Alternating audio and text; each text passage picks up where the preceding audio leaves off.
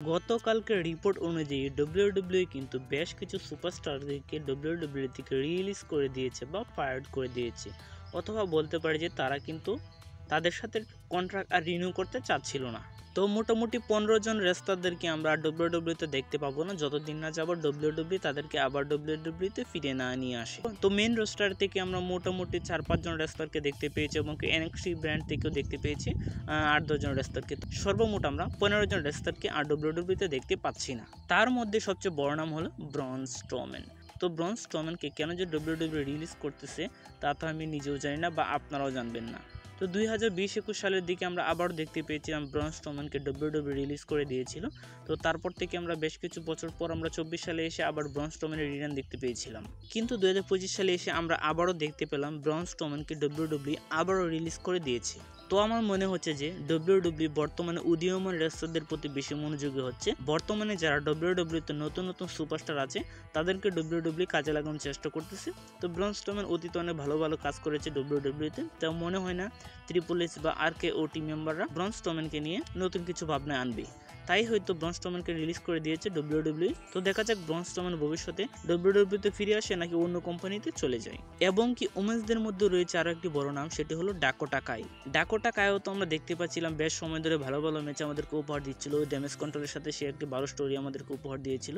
তো লাস্ট আমরা women's US চ্যাম্পিয়নশিপের জন্য আমরা ডাকোটা কাইকে একটি ভালো পর্যায়ে যেতে দেখতে পেয়েছিলাম। কিন্তু বিভিন্ন রিপোর্ট অনুযায়ী জানা যাচ্ছে যে ডাকোটা কাই কিন্তু বেশ কিছুদিন যাবত বা পরপর কিছু সময় পরপর সে কিন্তু ইনজুরিতে ভুগছিল, সেই কারণে তাকে দিয়ে আমরা বেস্ট পারফরমেন্স পাচ্ছিলাম না। তো সেই সুবাদে ট্রিপল এইচ কিন্তু ডাকোটা কাইকে রিলিজ করতে বাধ্য হয়েছে, কেননা তার মধ্যে ইনজুরিটা খুব বেশি মাত্রায় ছড়িয়ে গিয়েছিল। এবং কি শেয়না বেসলার, তো শেয়না বেসলারকে কিন্তু আমরা অতীতে ভালো ভালো স্টেডিয়াম ভালো ভালো ম্যাচে কম্পিট করতে দেখতে পেয়েছি, কিন্তু লাস্ট 2-1 বছর যাবত আমরা মনে হচ্ছে কেন যেন শেয়না বেসলারকে ঝিমিয়ে রেখেছে ডব্লিউডব্লিউতে। শেয়না বেসলারকে ভালো কোনো ম্যাচে আমরা দেখতে পাচ্ছি না লাস্ট 2-1 বছর যাবত, এবং মনে হয় না ডব্লিউডব্লিউ এর কাছে ভালো কোনো প্ল্যান আছে শেয়না বেসলারকে নিয়ে। তো সেই সুবাদে হয়তো আমরা দেখতে পেলাম শেয়না বেসলারও ডব্লিউডব্লিউ থেকে রিলিজ হয়ে গিয়েছে। এবং কি এনএক্সটি থেকে রয়েছে ভালো ভালো কিছু বড় বড় নাম, তার মধ্যে সবচেয়ে ভালো নাম বা সবচেয়ে বড় নাম হলো কোরা জেড। তো তার মধ্যে আমরা ভালো পটেনশিয়াল দেখতে পেয়েছি এনএক্সটি ব্র্যান্ডে।